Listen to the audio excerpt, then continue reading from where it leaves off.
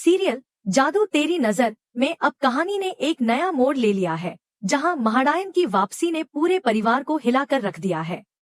गौरी और विहान की शादी के बाद परिवार के सभी लोग यह सोच रहे थे कि अब उनकी जिंदगी से सारी परेशानियां खत्म हो गई हैं, लेकिन असल खतरा तो अब शुरू हुआ है। गौरी को बार बार इस बात का एहसास हो रहा है कि उसके आसपास कोई छुपा हुआ है जो उसे नुकसान पहुंचाने की कोशिश कर रहा है। उसे लग रहा है कि कोई अजनबी ताकत उसके पीछे है जो उसकी हर हरकत पर नजर रख रही है। हालांकि गौरी ने इस बात को अब तक परिवार से छुपाकर रखा है, लेकिन उसके चेहरे की बेचैनी साफ बता रही है कि कुछ बड़ा होने वाला है। महाडायन की वापसी ने पूरे माहौल को गंभीर बना दिया है। जब गौरी को पहली बार इस बात का एहसास हुआ कि उसके पीछे कोई साया है, तो उसने सोचा कि यह महज उसका भ्रम है। लेकिन धीरे धीरे घटनाएं इस हद तक बढ़ने लगी कि गौरी को यह समझ में आ गया कि यह कोई छोटी मोटी ताकत नहीं है। एक रात गौरी को महसूस हुआ कि कोई उसके कमरे में मौजूद है। उसने खिड़की के पास एक परछाई देखी। जब उसने हिम्मत करके उस तरफ देखा तो वहां कोई नहीं था, मगर उसे साफ महसूस हो रहा था कि कोई अदृश्य शक्ति उसके आसपास है। अगले ही दिन गौरी ने विहान से इस बारे में बात की। उसने कहा, विहान, मुझे लगता है कि कोई हमें नुकसान पहुंचाना चाहता है। मुझे ऐसा लग रहा है कि हमारे आसपास कोई है जो हमें देख रहा है। विहान ने गौरी को शांत किया और कहा, तुम बेकार में चिंता कर रही हो। हमारी शादी हो चुकी है और अब सब कुछ ठीक है। अब हमें कोई नुकसान नहीं पहुंचा सकता। लेकिन विहान यह नहीं जानता था कि जिस खतरे की आहट गौरी को महसूस हो रही थी, वह असली थी। महाडायन लौट आई थी और उसकी नजर अपने बेटे विहान पर थी। महाडायन का इरादा साफ था, वह अपने बेटे विहान को काली दुनिया का राजा बनाना चाहती थी। इसके लिए उसे गौरी को अपने रास्ते से हटाना था। महाडायन ने अपनी ताकतों का इस्तेमाल करना शुरू कर दिया। उसने सबसे पहले गौरी की मानसिक स्थिति को कमजोर करने की कोशिश की। गौरी को अक्सर अजीब-अजीब सपने आने लगे। वह सपनों में देखती कि कोई काला साया उसके पीछे है और उसे नुकसान पहुंचाने की कोशिश कर रहा है। गौरी ने जब इस बारे में विहान से कहा, तो विहान ने इसे उसके दिमाग का वहम बताया। उसने कहा, गौरी, तुम बेकार में सोच रही हो। ये सब तुम्हारे दिमाग का खेल है। हम दोनों की शादी हो चुकी है और अब सब कुछ ठीक है।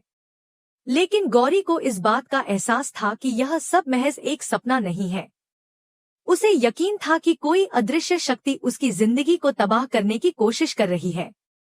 धीरे धीरे महाडायन ने अपना असली रूप दिखाना शुरू किया। एक रात गौरी की तबीयत अचानक खराब हो गई। उसे सांस लेने में दिक्कत होने लगी और वह बेहोश हो गई। परिवार के सभी लोग घबरा गए। डॉक्टर ने आकर कहा कि गौरी को कोई शारीरिक बीमारी नहीं है, लेकिन उसके शरीर पर कुछ अजीब निशान थे। ये निशान किसी आम बीमारी के नहीं थे। डॉक्टर ने कहा, यह किसी बाहरी ताकत का असर हो सकता है।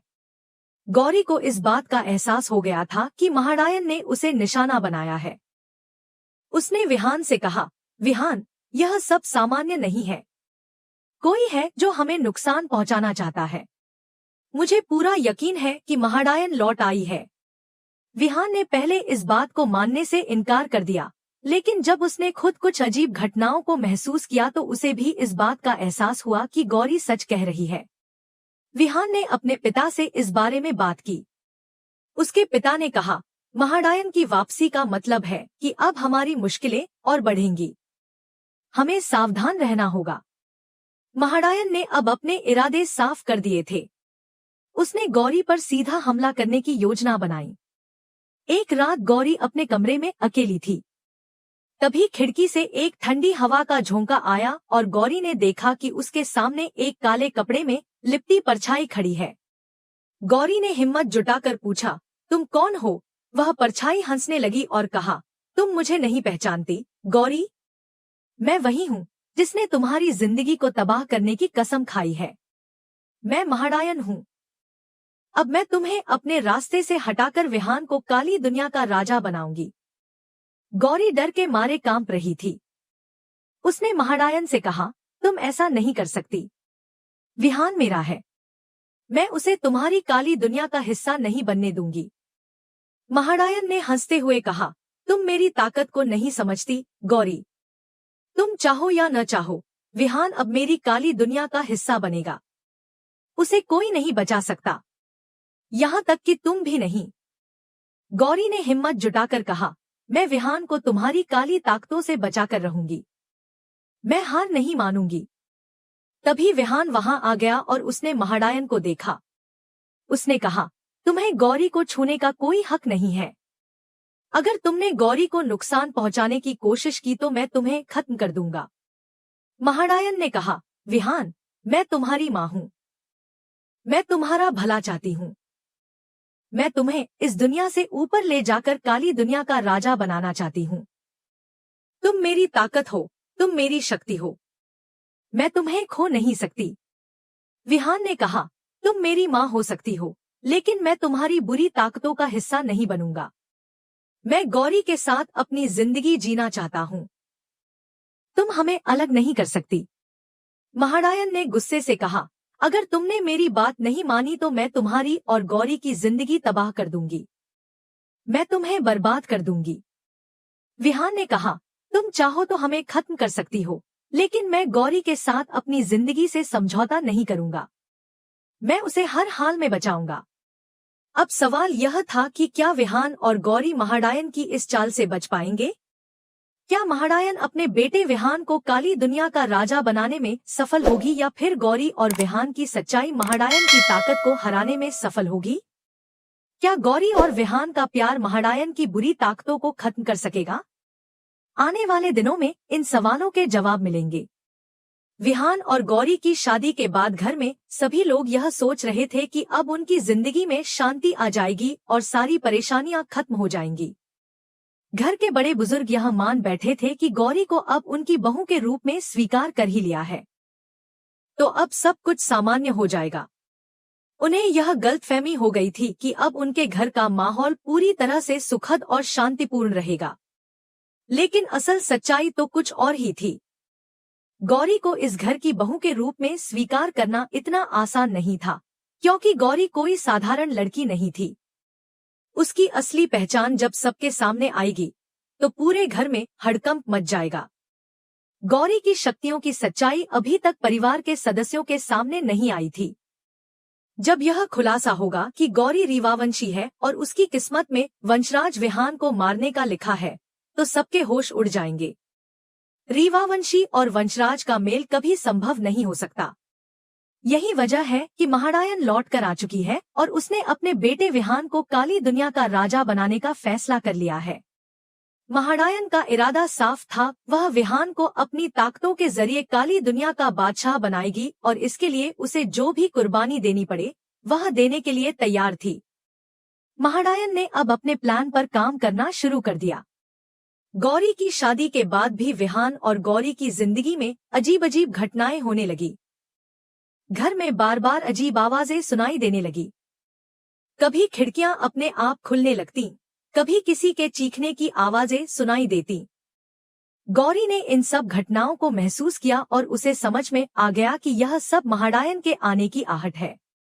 गौरी ने इस बारे में विहान से बात की, लेकिन विहान ने इसे महज उसका भ्रम बताया। उसने कहा, गौरी, तुम बेकार में चिंता कर रही हो। अब सब कुछ ठीक है।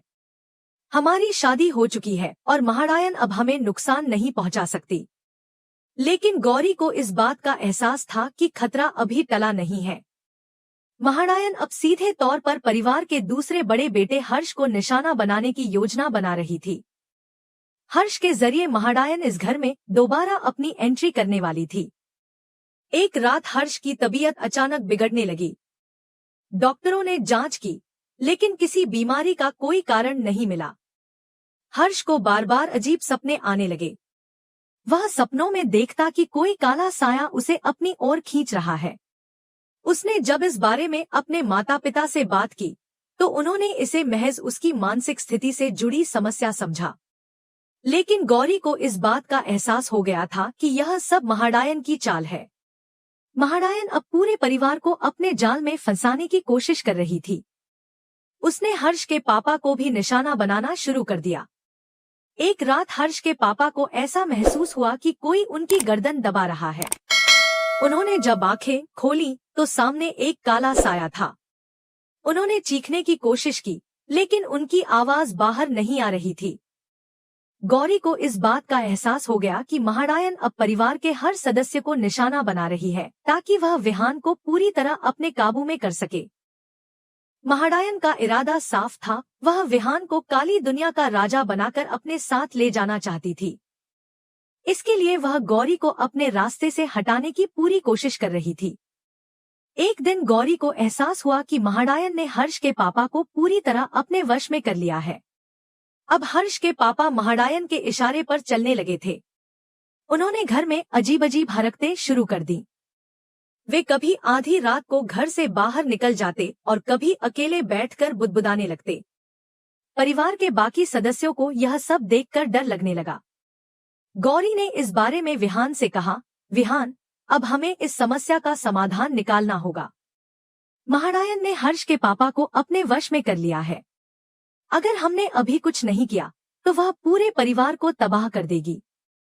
विहान ने इस बार गौरी की बात को गंभीरता से लिया। उसने कहा, हमें महाडायन को रोकने के लिए अपनी पूरी ताकत लगानी होगी।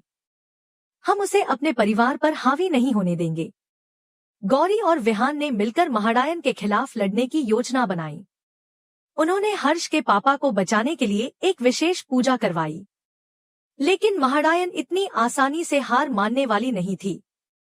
पूजा के दौरान महाडायन ने घर में अराजकता फैला दी। खिड़कियां जोर जोर से बजने लगीं, घर में अंधेरा छा गया और एक काली परछाई पूरे घर में घूमने लगी। गौरी ने महाडायन से कहा, तुम कितनी भी कोशिश कर लो, लेकिन मैं विहान को तुम्हारी काली ताकतों से बचाकर रहूंगी। महाडायन ने कहा, गौरी, तुम मेरी ताकत को नहीं समझती। मैं विहान को तुम्हारे पास कभी नहीं रहने दूंगी। उसे मेरी दुनिया का राजा बनना ही होगा। गौरी ने कहा, अगर तुम्हें विहान को ले जाना है तो पहले मुझे हराना होगा।